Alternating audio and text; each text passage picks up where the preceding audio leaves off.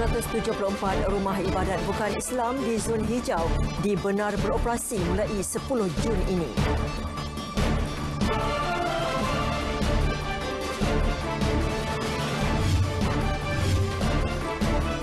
Keputusan menunaikan ibadah haji diumum selepas Aidilfitri.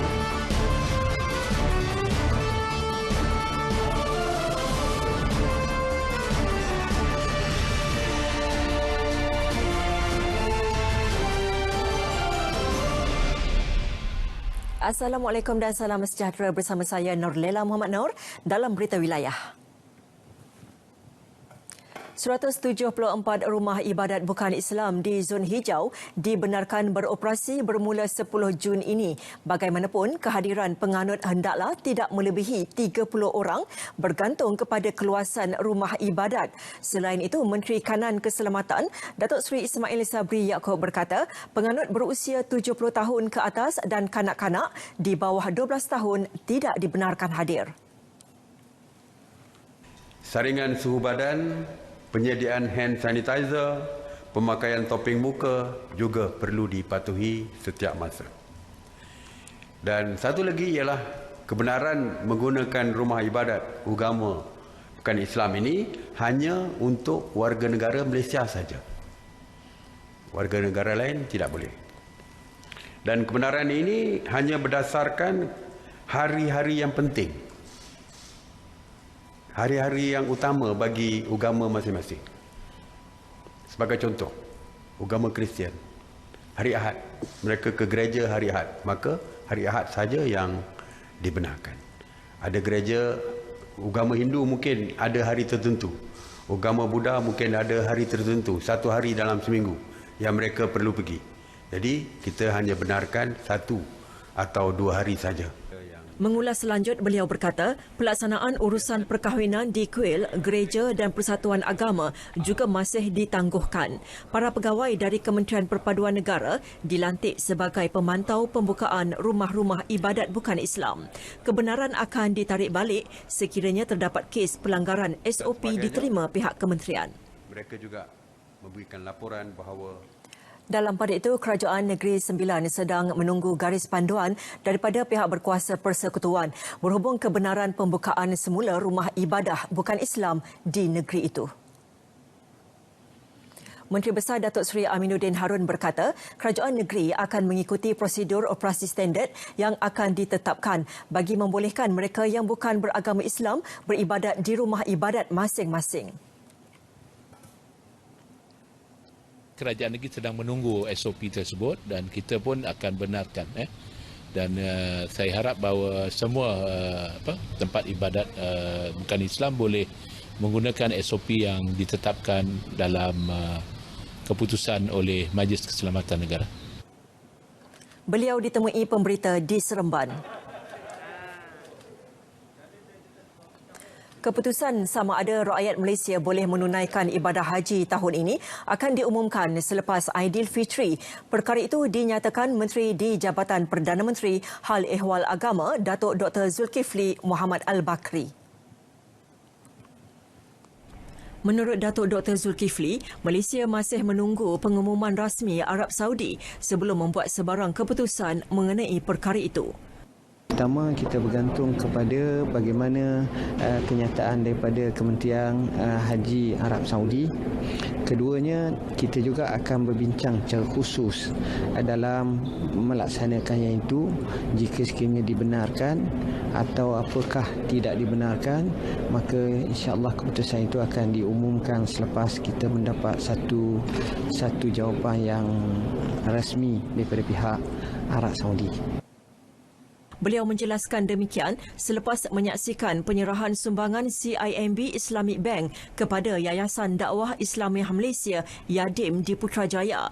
Pada majlis itu, Ketua Pegawai Eksekutif CIMB Islamic Bank Ahmad Syahriman Muhammad Sharif menyampaikan sumbangan wang tunai RM150,000 kepada Yang di-Pertua Yadim Ni Omar Ni Abdul Aziz. Ni Omar berkata, sumbangan CIMB Islamic Bank adalah untuk program Yadim Peduli musaadah COVID-19 dan ia bakal diagih kepada kumpulan asnaf B40, petugas barisan hadapan dan golongan yang terkesan dengan pandemik COVID-19 termasuk kumpulan khas iaitu kluster tabligh dan mahasiswa. Program musaadah COVID-19 bermula pada Mac lepas dan sehingga kini sebanyak 9,732 orang telah menerima bantuan berbentuk wang tunai serta barangan keperluan asas yang membabitkan peruntukan sebanyak RM480,280.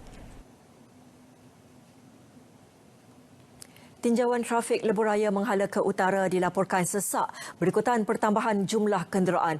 Dan untuk gambaran lebih jelas, kita bersama wartawan Fahmi Zaidi di Plaza Tol Jalan Duta. Fahmi? Terima kasih rakan penyampai di Angkasa Puri. Keadaan panas terik namun tetap saya berdiri di sini bagi memberikan laporan trafik kepada anda. Sepanjang tinjauan saya menuju ke Plaza Tol Jalan Duta mendapati pertambahan kenderaan namun masih lagi terkawal. Dan di kilometer 29.4 berlakunya sedikit kesesakan lalu lintas disebabkan oleh sekatan jalan raya yang dilakukan oleh pihak polis. Namun di bahagian utara menuju ke ibu negara, keadaan bergerak dengan lancar dan masih lagi terkawal. Di sini juga saya ingin kongsikan kepada anda perjalanan beberapa lokasi sesak dari jam 1 petang yang dikongsikan oleh Lembaga Lebuh Raya Malaysia LLM menerusi laman Twitternya. Trafik masih bergerak perlahan dari Lembah Beringin ke Tanjung Malim dan Soville City Putra Mahkota berikutan sekatan jalan raya yang dilakukan oleh pihak polis. Trafik juga perlahan dari arah KLIA menuju ke Bandar Serenia. Dan saya juga difahamkan Mesyuarat Khas Majlis Keselamatan Negara hari ini bersetuju untuk PADRM mengeluarkan kompang kepada mereka yang diarahkan untuk berpatah balik dari sekatan jalan raya.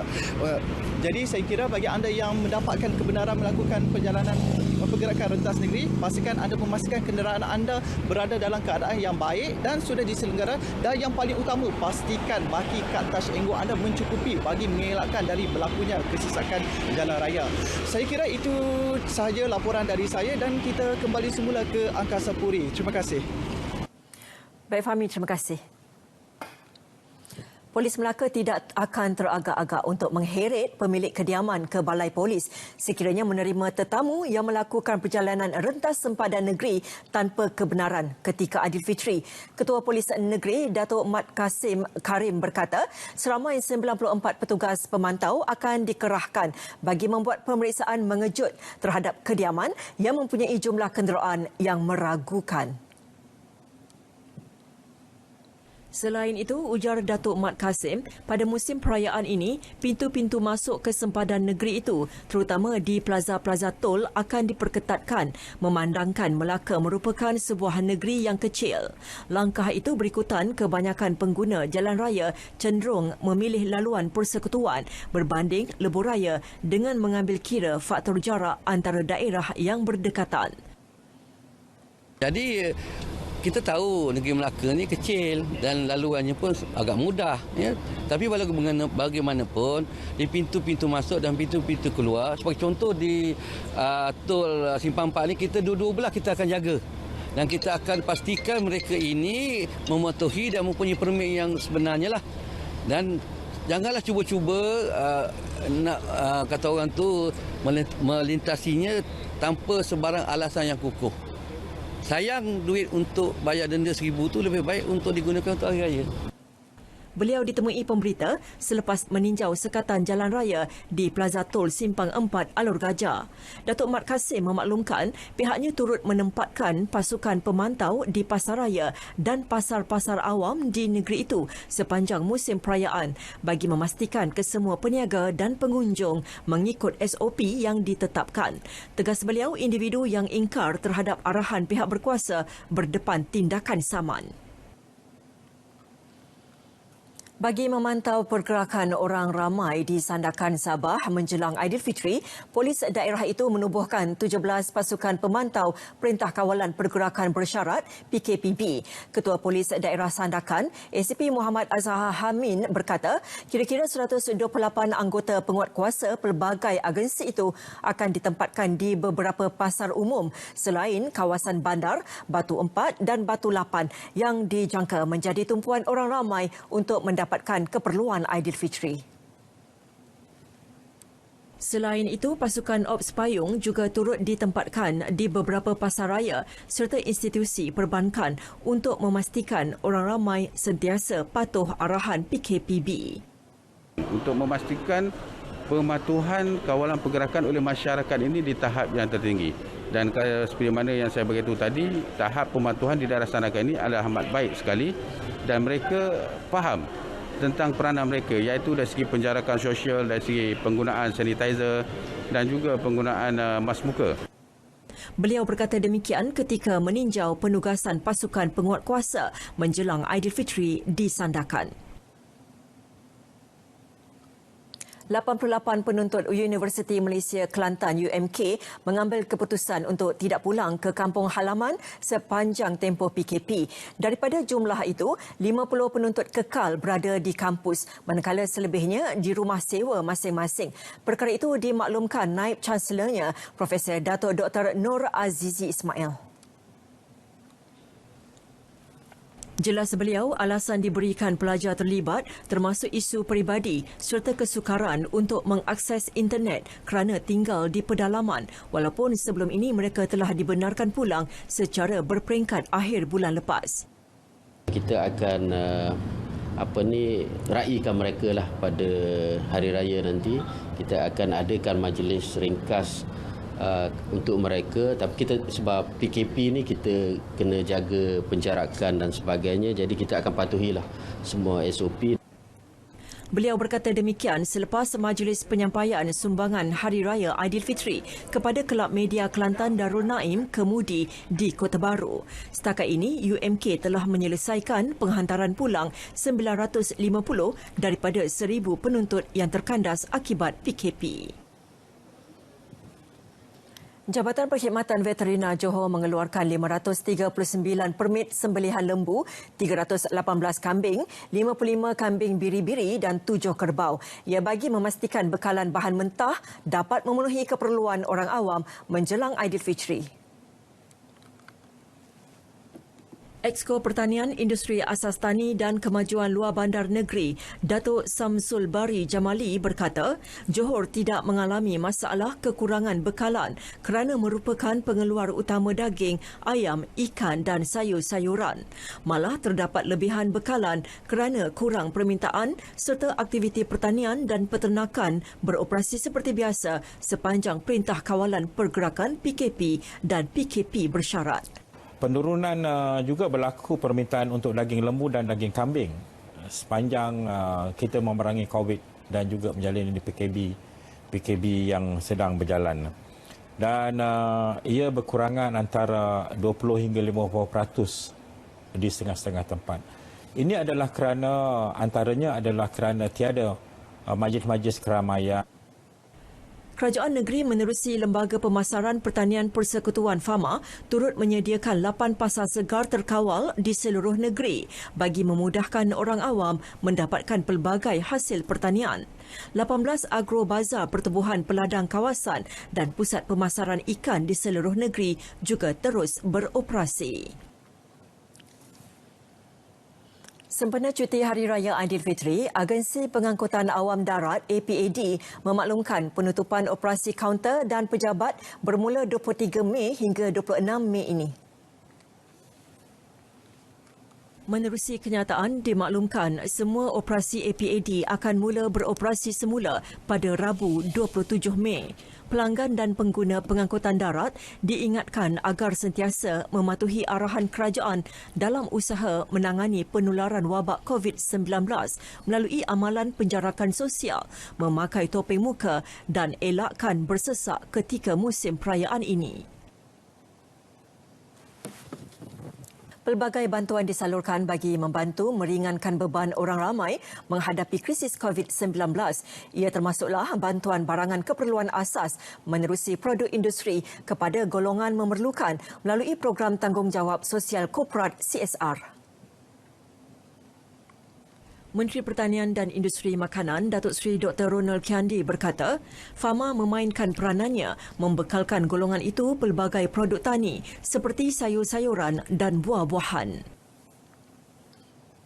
Agensi di bawah Kementerian Pertanian dan Industri Makanan ini ia akan dapat dimanfaatkan kepada Central Kitchen yang akan dimanfaatkan oleh lebih kurang 1,400 individu.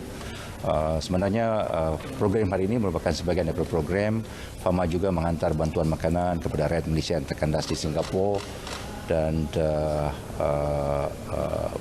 program yang sama-sama dilibatkan oleh Fama di bawah kementerian sepanjang tempoh PKP yang melanda.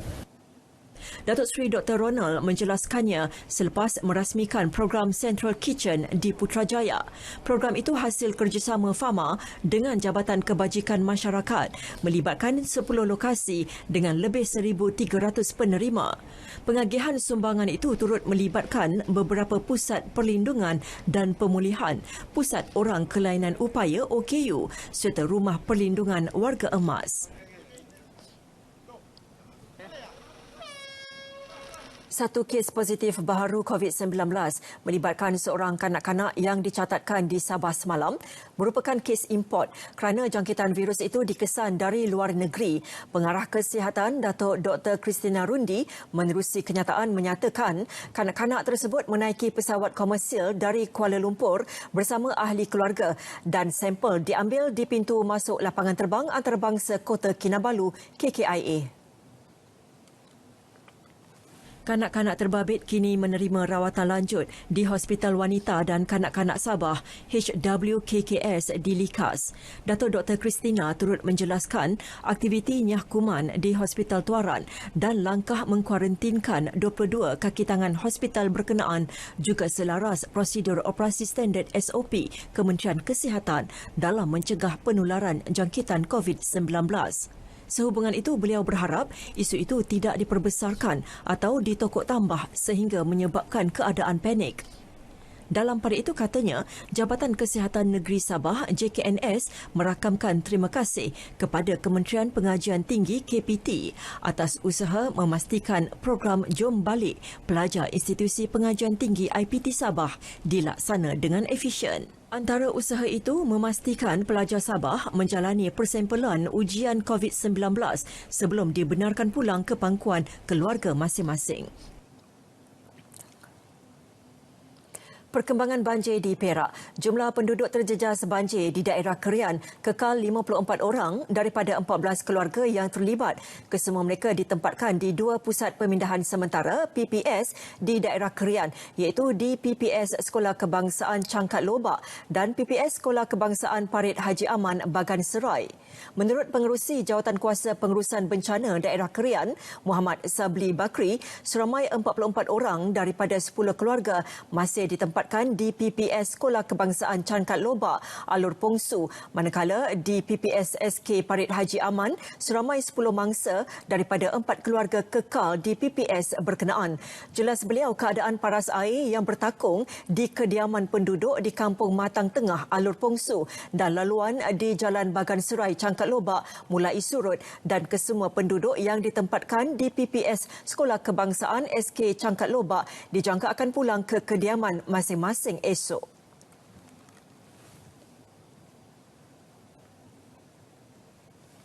Semakin baik, ya. Kalau kita perhatikan antara signal dia adalah jalan Cangkat Lobak lah yang kita tutup daripada 18 hari bulan, hari ini telah dibuka semula, ya. Dan keadaan rumah mangsa juga kebanyakannya telah surut lah, kecuali sebuah rumah yang masih ada air lah di kawasan halaman. Cuma mungkin hari ini kita beri peluang kepada mangsa untuk balik ke rumah untuk periksa rumah masing-masing kan, dan membuat kerja-kerja pembersihan lah. Sementara itu, penduduk Cangkat Lobak yang kini mula membersihkan kediaman masing-masing berterima kasih kepada anggota keselamatan yang menjaga kebajikan mereka sepanjang berada di PPS berkenaan.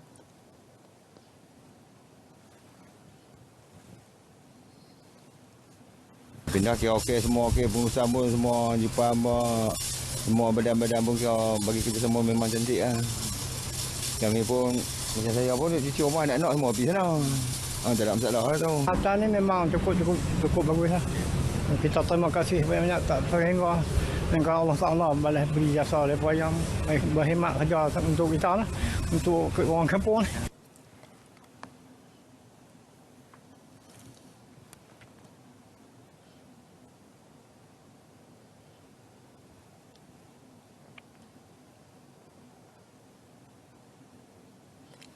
Perlis bersedia menghadapi sebarang kemungkinan bencana termasuk taufan Amphan sekiranya membadai negeri itu. Bagaimanapun dalam tempoh PKPB, langkah keselamatan akan diserahkan kepada Agensi Pengurusan Bencana Negara NADMA sekiranya pusat pemindahan sementara PPS dibuka. Perkara itu dijelaskan Menteri Besar Perlis Datuk Seri Azlan Man ketika ditanya tentang kesediaan negeri itu menghadapi kemungkinan taufan berkenaan. Ujar beliau, keselamatan dan keutamaan orang ramai tetap diutamakan seperti mana yang dilakukan sebelum ini. Manakala langkah keselamatan yang digariskan pihak Kementerian Kesihatan juga turut diutamakan jika melibatkan pembukaan PPS. Kita masih lagi mematuhi syarat-syarat SOP PKP itu. Kalau katakan penjarakannya dari segi ini, semuanya kita akan patuhi lah. Ya. InsyaAllah, ini kita dah ada kita punya tangkuasa yang kita akan trigger secara automatik apabila berlakunya bencana-bencana yang seperti ini. InsyaAllah. Tak kisahlah dia sama ada dalam bentuk hujan lebat ke, banjir ke, siklon angin ke, ataupun lain-lain lah, kebakaran dan sebagainya. So, kita bersedia menghadapi sebarang kemungkinan insyaAllah. Beliau ditemui pemberita di Kompleks Dewan Undangan Negeri di Kanga Perlis. Taufan Amphan kini dilaporkan telah beralih ke India dan Bangladesh. Taufan itu boleh mencapai kelajuan maksima sehingga 185 km sejam serta mengakibatkan hujan lebat. Majlis Sambutan Hari Raya Aidilfitri Seri Paduka Baginda Yang di-Pertuan Agong dan Seri Paduka Baginda Raja Permaisuri Agong yang dijadualkan pada Hari Raya pertama Aidilfitri dibatalkan. Kenyataan dikeluarkan Jabatan Perdana Menteri JPM. Sambutan Majlis Rasmi Kerajaan yang turut dibatalkan ialah Majlis Rumah Terbuka Perdana Menteri dan anggota Jemaah Menteri 1 Syawal turut batal. Acara sempena Hari Pahlawan pada 12 hingga 14 Ogos, sambutan Ma'al Hijrah 19 dan 20 Ogos dan sambutan Maulidur Rasul pada 29 Oktober depan turut dibatalkan. Bagaimanapun sebarang pindaan akan diumumkan daripada semasa ke semasa oleh JPM. 83% rakyat negara ini punyai niat untuk menabung dalam tempoh Perintah Kawalan Pergerakan PKP yang bermula 18 Mac lalu. Statistik diperoleh menerusi kajian yang dijalankan pensyarah-pensyarah dari Fakulti Pengajian Pengurusan FPP serta bahagian penyelidikan dan inovasi Kolej Universiti Islam Pahang Sultan Ahmad Shah Kuibsas Kuantan. Butirannya bersama wartawan Rozihanis Abdul Rahman.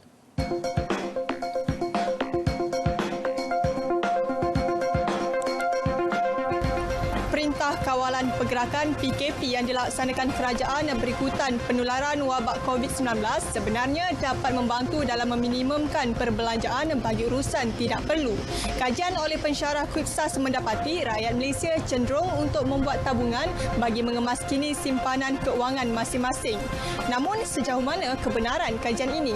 Ikuti laporan yang saya sediakan. Moratorium oleh Bank Negara Malaysia BNM, Bantuan Prihatin Nasional BPN, Program Air Lestari Kumpulan Wang Simpanan Pekerja KWSP antara cabang bantuan yang menjadi sumber keuangan masyarakat Malaysia sepanjang PKP dan PKPB dilaksanakan. Menurut Ketua Pasukan Penyelidik Dr. Muhammad Hafiz Yaakob, kajian dijalankan dalam tempoh lebih 3 minggu melibatkan 572 responden seluruh negara daripada pelbagai latar belakang termasuk pekerja sektor awam, swasta, badan berkanun, pelajar dan penganggur. So, mengapa agak tinggi majoriti, saya katakan majoriti, kemungkinan disebabkan oleh wujudnya kabar angin mengatakan bahawa mungkin keadaan ekonomi akan bertambah teruk ataupun merudum selepas tamatnya tempoh PKPB ini, dan disokong pula dengan aktiviti ekonomi yang semakin perlahan dalam tempoh PKP. Menerusi kajian itu, peratusan rakyat Pahang yang mempunyai niat untuk menabung adalah pada kadar 82.4%. Bagaimanapun, peratusan niat untuk menabung bagi penduduk negeri Perak adalah tertinggi iaitu 88.2%, diikuti Sabah 86.6% dan Sarawak 86.2%.